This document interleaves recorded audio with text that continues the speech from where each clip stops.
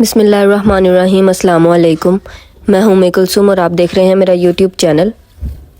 بہت سے لوگ سوال کر رہے ہیں کہ جب فلسطینی عسکریت پسند تنظیم حماس کے جنگجو غزہ کی پٹی سے ملحقہ اسرائیلی علاقوں میں کھلے عام گھوم رہے تھے تو ان طویل گھنٹوں میں اسرائیل کا دفاع یعنی اس کی افواج کہاں تھیں؟ ایک اسرائیلی نے نشاندہی کی کہ جن آبادیوں پر حملہ ہوا ان میں سے چند کو فوج کے انتظار میں خود سول حفاظتی ٹیموں پر انحصار کرنا پڑا۔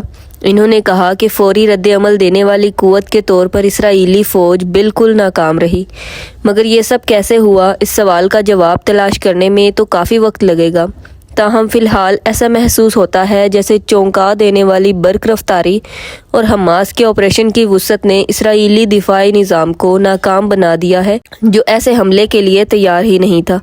حماس کے حملے کا سب سے اہم پہلو سرپرائز تھا، یعنی اسرائیل کو اس کی بالکل خبر نہ تھی۔ اسرائیلی خفیہ اداروں کو حماس کی جانب سے اس حملے کی منصوبہ بندی کی بھنک بھی نہ پڑ سکی۔ ایسا لگتا ہے کہ حماس نے طویل مدت تک دھوکے سے یہ تاثر دیا جیسا کہ وہ کسی قسم کا حملہ کرنے کی صلاحیت اور خواہش کھو بیٹھی ہے۔ اس کے علاوہ حماس نے اسرائیلی خفیہ اداروں سے یہ راز چھپانے کے لیے شاید اس حملے کے بارے میں منصوبہ بندی کے دوران پیغام رسانی کے لیے الیکٹرانک آلات کا بھی استعمال نہیں کیا۔ اس کے بعد غیر معمولی برق رفتاری اور وسعت کو بطور ہتھیار استعمال کیا گیا۔ ہزاروں راکٹ داغے گئے اور اس کے ساتھ ساتھ اسرائیل کی جانب سے غزہ پر نظر رکھنے کے لیے نصب آلات پر ڈرون حملے بھی کیے گئے۔ سیکیورٹی رکاوٹوں میں دھماکوں اور گاڑیوں کی مدد سے 80 سے زیادہ مقامات پر راستہ بنایا گیا۔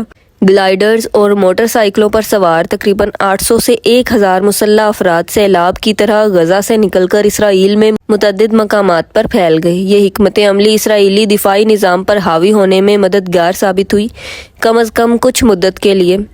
سنیچر کے دن جب تہوار اور چھٹی بھی تھی، اتنی زیادہ نقل و حرکت نے اسرائیلی کمانڈر اور کنٹرول مراکز میں کھلبلی مچا دی ہوگی۔ حماس کے چند جنگجوؤں نے عام شہری آبادیوں جبکہ دیگر نے فوجی چوکیوں اور اڈوں کو نشانہ بنایا۔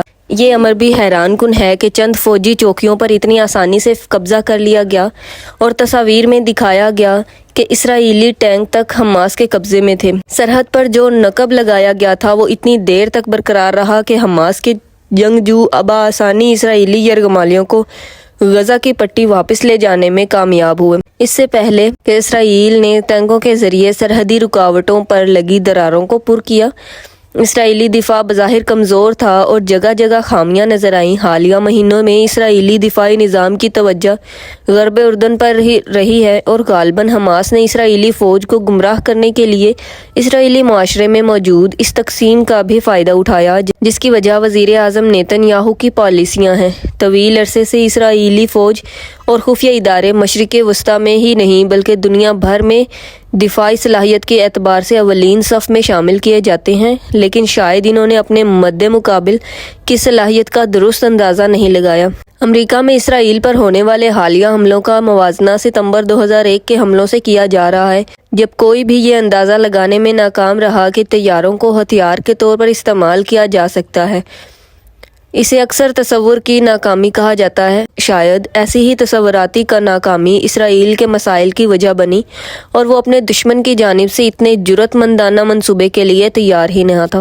یہ خدشات یقیناً طویل المدتی تحقیقات کا حصہ ہوں گے جو آنے والے وقتوں میں کی جائیں گی۔ فی الحال اسرائیل کی کوشش ہوگی کہ پیچھے مڑ کر دیکھنے کی بجائے اس نقطے پر دھیان دے کہ اب کیا کرنا ہے۔ مزید جاننے کے لیے چینل کو سبسکرائب کریں، ویڈیو کو لائک کریں۔ تب تک کے لیے اللہ حافظ۔